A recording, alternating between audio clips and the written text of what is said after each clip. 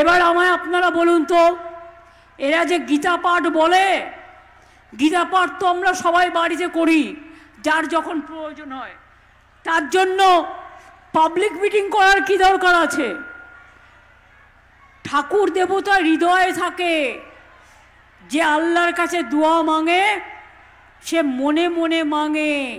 আর রমজানের সময় বা নামাজের সময় সবাই একসাথে যায়, যখন দুর্গা পুজো হয় সবাই একসাথে মিলেমিশে আমরা পুজো করি।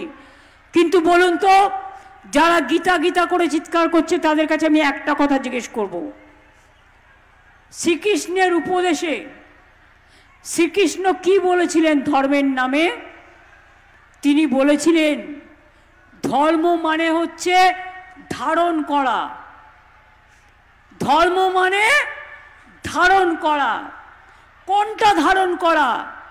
ধর্ম মানে পবিত্রতা, ধর্ম মানে মানবতা, ধর্ম মানে মনুষ্যত্ব, ধর্ম মানে শান্তি, ধর্ম মানে হিংসা নয়, ধর্ম মানে ভেদাভেদ নয়, ধর্ম নামে ভাগাভাগি করা নয়।